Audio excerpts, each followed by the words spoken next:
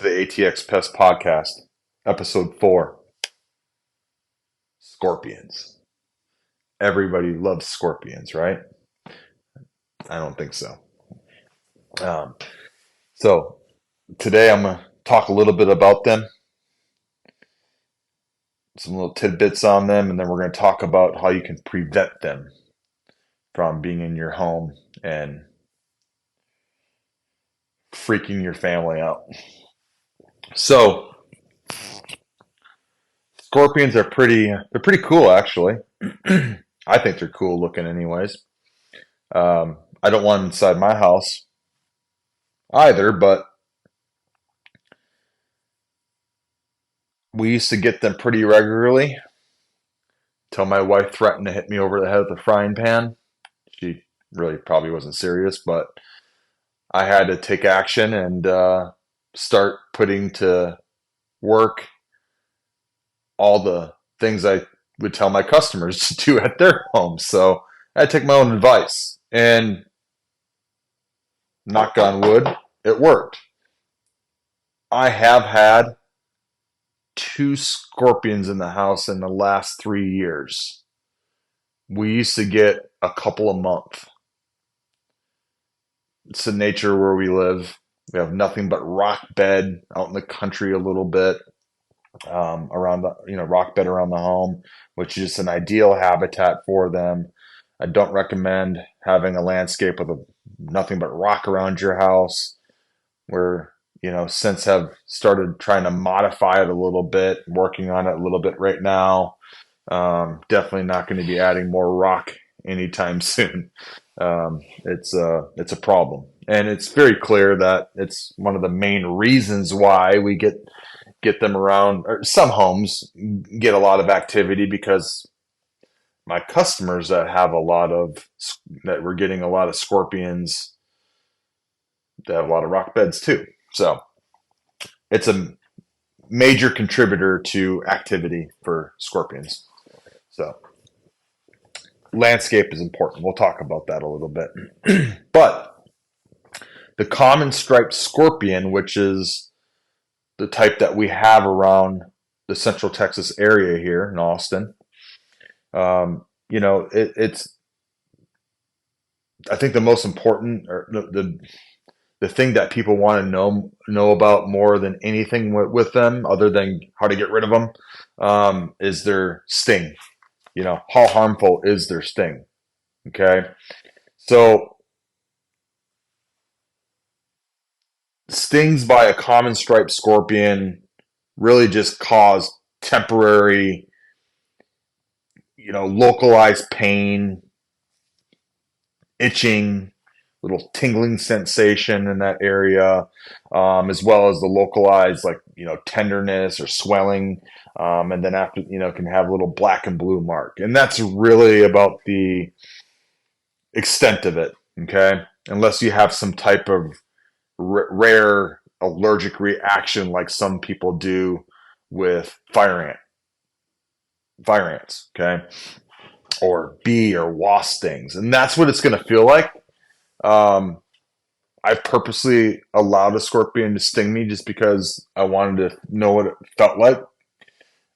So I took my shoes and socks off, and I purposely stepped on one, because I've had customers that have stepped on them before, and I guess I wanted to share their pain and be able to better describe and educate myself completely. So I made sure I was a victim as well.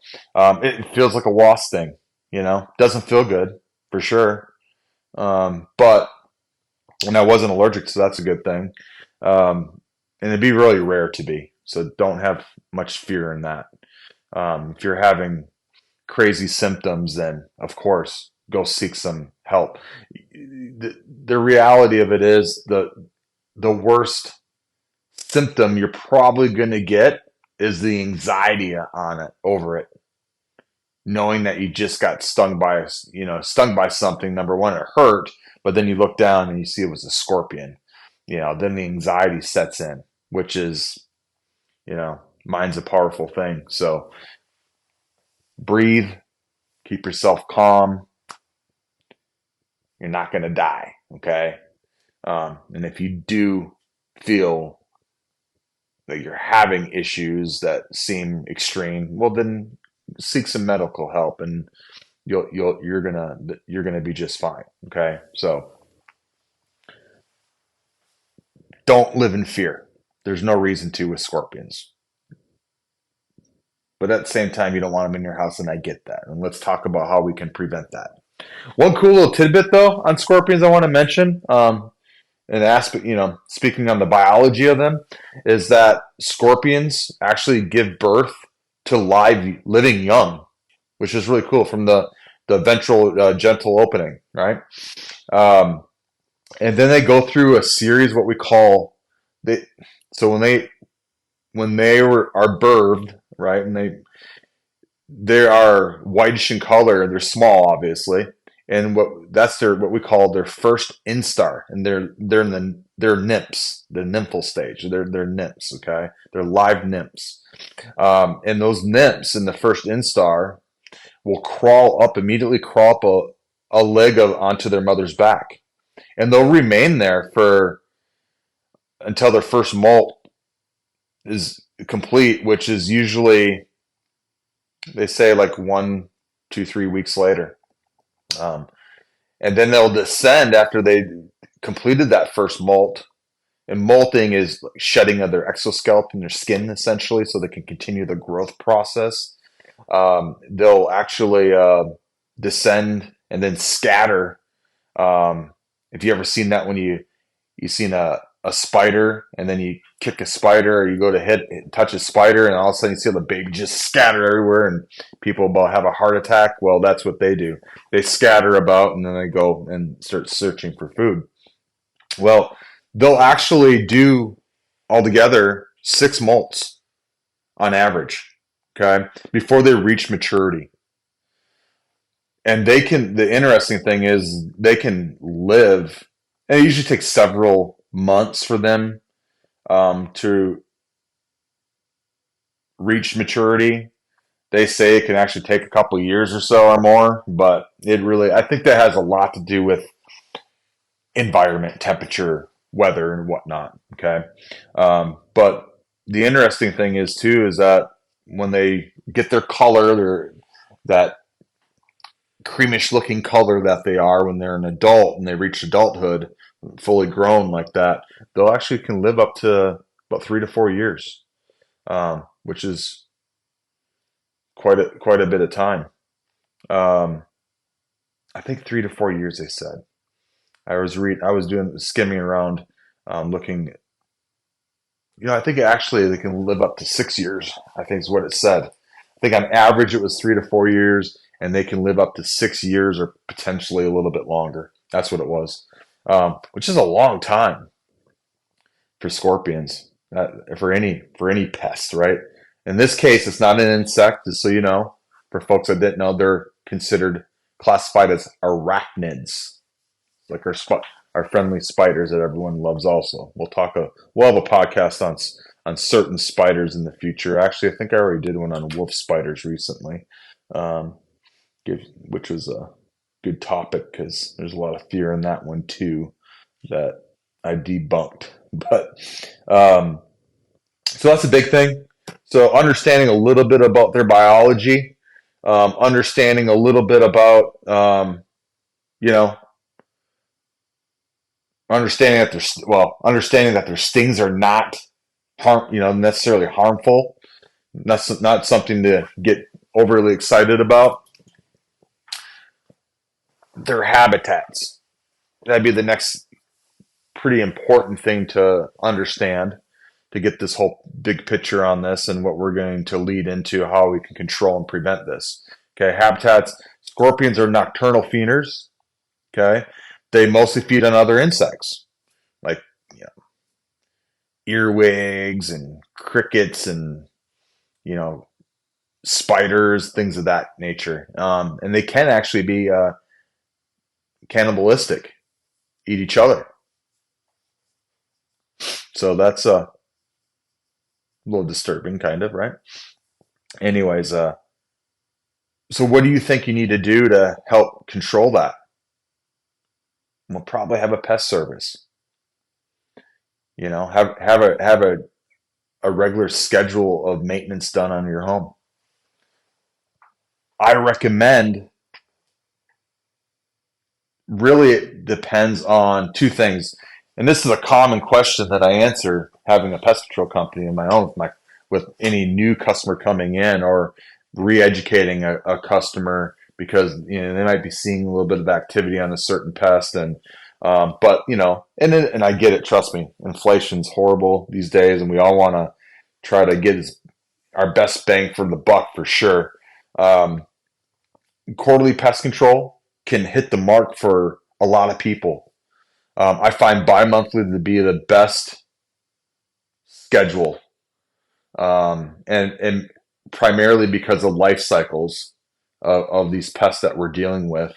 Um, After 90 days of time, that's a long period of time in between services, activity really builds up. So, with that said, frequency of service, more frequency, better results that your company can get for you. Kind of common sense if you think about it, right? So it really depends on two things, though. Okay. Three things, really. Number one, what's your pest tolerance? Everybody has a different threshold than the next person. Okay. Or similar, right? If you're okay with seeing a couple bugs here and there, you know, maybe quarterly is fine for you. You know, if you don't want to see that much activity, maybe bi-monthly is better. Or if you're completely freaked out and you don't want to see anything ever, oh my god, then you might want to do a monthly treatment. Some of our customers do that, and a lot of that is also, number two, is dictated by conducive conditions. You might be in a new sub right now, that building's going on, construction's going on all around you. Things are going to be stirred up until that is construction ends and calms down, right? So your level of your threshold level is going to be a much higher um, level of your bug activity is going to be much higher during that construction period. So that's something that usually find people for sure pick bi-monthly service, or you have a green belt, or you have like a retention pond near you, or you got a creek near you, or you're in the woods, or what there's all those variables, and so that's a factor on what's going to be effective. If you have any of that going on, you need a bi-monthly service. Okay, unless you're not freaked out that much and you just want to get a little bit of relief, and you're okay with seeing a few bugs here and there, then quarterly will probably hit the mark for you. And then price, right? We all have our budgets, and that's the other one to consider too. Obviously, you pay a little bit more money throughout the course of a year for a bi-monthly service versus a quarterly service, because bi-monthly, we're going to come to your house two more times a year. Okay, your company's going to come there two more times. For a little bit of money, usually for my customers, our difference in pricing, usually most people usually go for a bi-monthly service just because of, number one, the effectiveness of it, and then they like the fact that and I like the fact that we're going to go out to that house two more times a year. 6 visits a year is a good number to stay on top of things. Okay, so pest control is really about getting a good kill at the time of the service, and as long as you're doing that and you're coming back timely, regularly, you're going to maintain a certain level of activity. And so in a bi-monthly, in my opinion, just that sweet spot. So a little bit about that. Enough of that.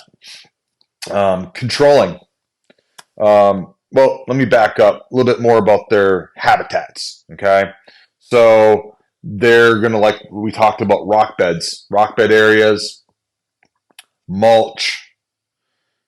If you have firewood debris like that on your property, get it the heck off there. Or at least if you have firewood, I understand, for your smoker or something like that, try to keep it as far away from the home as possible. They say 50 feet is recommended. I agree with that.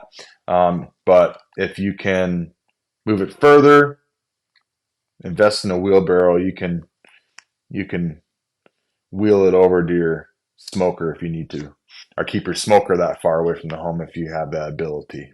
Not everybody has an acre property to do that, but try to stack your wood up, and don't stack it right up against a fence, because now you got to worry about termites and moisture, and there's other issues that can cause. So it creates a lot of moisture underneath that firewood and a lot of harborage for pests. So that's something to be aware of. Um, Leaf debris. Leaf debris is another one. You want to keep that um, squared away. Gutters that can cause other issues like mosquitoes and American cockroaches and acrobat ants and things of that nature. So that's a big one. Not necessarily as much for scorpions, but they can inhabit those as well. Be careful of that. And water on the property. Make sure you have proper drainage. Um, that's moisture is a common reason. And here's the thing to look at it this from this point of view is that some of these things that we talk about is, well, that doesn't really necessarily apply to a scorpion or whatnot. Well, yeah, it does. Absolutely. Because what do you think they're preying on? They're out looking for that cricket, that spider, that cockroach to eat, So by modifying your landscape and keeping your yard trimmed and clean and keeping the moisture off the property as much as, physically possible is going to help aid in all of that. Having a pest service, that's all going to aid in that. So that's pretty much all the tips as far as habitat is concerned, other than mulch. I want to touch on the mulch real quick.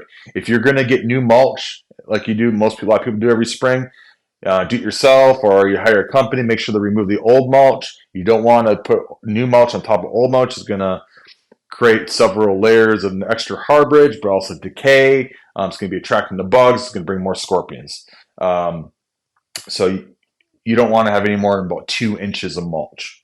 So and that's very important, not just for scorpions, but obviously all the other insects that attract. But the little termites, they like that as well. So control. You can do a few things. Okay. One of the most important things we already talked about is having a pest control service, right? Regularly doing treatments on at least a bi-monthly basis for scorpions for sure. But another major thing is to make sure your home is sealed up. It's called exclusion, sealing of the home. Doorways, especially, those are the main entry points for pests in general. Okay, that's what solved my issue at my home more than anything, other than me not being lazy and starting to spray my house more often because my wife was gonna beat me over the head with a frying pan. She didn't, luckily. I sealed up the doorways, weather stripping thresholds, and started doing service every 60 days, every bi-monthly. And haven't had more than 2 scorpions in the house in the last 3 years now, I believe. Knock on wood, right? But we used to get at least a couple a month. And that went on forever until I did something about it. Took my own advice that I give everyone else all the time. Go figure, right? So that's a major one. That's extremely important. And not just your doorways of your home, but the garage door as well is a huge funnel that needs to, you make sure you have a good seal there. My company, we actually just started offering that service on garage doors, actually. May get into doing door seals. I just don't know yet. So something that we're flirting with. But garage doors, we've got a really nice rodent-proof seal that we're installing now, and it's going pretty well. Actually, need to do it at my own house because mine's a little bit older. I'm gonna end up replacing mine here very soon. Also, I have a detached garage, so it does not connect to my house. So not that, I'm not as worried as some folks that have a garage door that's obviously, enters into their home. So that's something to keep in mind. Lighting, having yellow bug lights on the outside of the home, that's better. Okay, it's going to be less attracting to bugs, which is going to attract the scorpions to the bugs that are being attracted to it. So overall, you're going to be more bug free with having the yellow lighting around the home. That's it's a help. And look, these are all things that you can do because there's just not one thing that you can do. Don't go hire a pest control company and have a crappy yard or not do any of these things or seal up your home at all and expect them to keep every bug out of your house. It's not going to happen. You're going to waste your time and money and their time. Okay. So if you're serious about preventing pests from being in and around your home, then get serious with it. And that's the point for me to do this, is that I want to educate people, make them aware. Whether they hire a company and they can hold their company accountable and what the heck they should be doing and understand what it is you're paying for. Because that's somewhat the most frustrating thing with that I have with, a small amount of our customers that we have at times.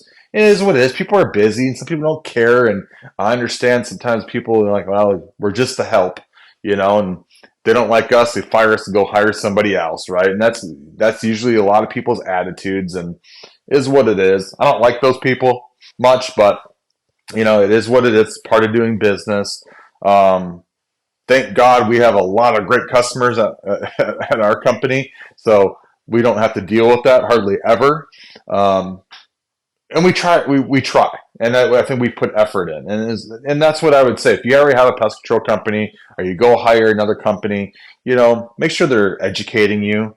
Try to be involved. At least have a good understanding of what it is what you're paying for, what you should be getting, what they're doing on your property, and because you're gonna think that they're not doing a good job, but you don't know you don't have all the details, okay? Or vice versa.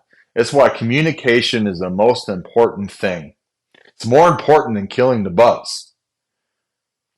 You draw a line in the sand, you understand what it is that's expected and what you could, what you expect what they're going to do and understand about what you're seeing or what you're not. It's just you need to get on the same page with your company. Okay. Educate yourselves a little bit. Obviously, you're not trying to educate yourself to go do this for a living or anything like that, but at least have a basic understanding of what it is that you're supposed to be doing at your home, what you're paying for. I think it's vital, and you're going to be a lot better off and happier if you do take a little bit of time and just make sure that the communication is there. Because it is what it is, right? We're not even talking about pest control anymore. We're talking about the entire service industry sucks at communication. That's exactly it's so frustrating because that's the business that's the industry that we're all in. Whether you're a plumber, electrician, garage door person, lawn person, a pest person, whatever. You're in the service industry. That's the communication industry. Okay, you're supposed to be good at communicating, and 90% of them are horrible at it. I just had a horrible experience getting my garage door fixed. I don't even go into it, but they didn't show up. Blah blah blah. Right? No call. This call.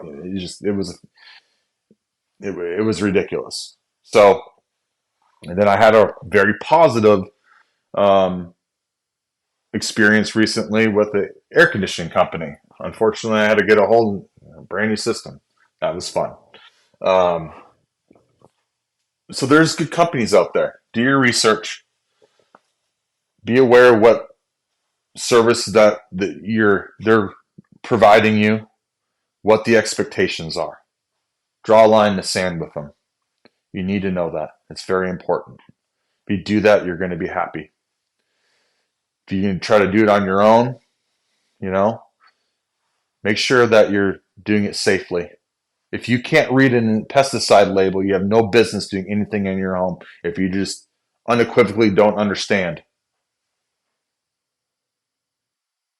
You have to understand what you're doing. You're going to end up hurting yourself or hurting the environment or beneficial insects or your pets. Be very careful. Okay. I'm, as always, here for advice. I don't mind taking a quick phone call. I do that free of charge. If you want to call my company and talk to me, or if you want a free evaluation on your property, we'll come up free of charge. We do that for free. Okay. Now, if you're just looking for advice because you want to do something on your own, I'm not going to come up to your property. I don't have time to do all that. But I will give you 2 minutes of my time. You can call me here in the office, and I'm glad to answer some questions for you. I do it quite often. So I hope I rambled on a lot, of course, but just trying to put some good information out there, make you aware of what it is you should be doing, and understand a little bit better what you may not be doing. And so I hope it helps. Give me a call if you need anything. 512-588-2998. And I hope that you have a bug-free day. Until next time.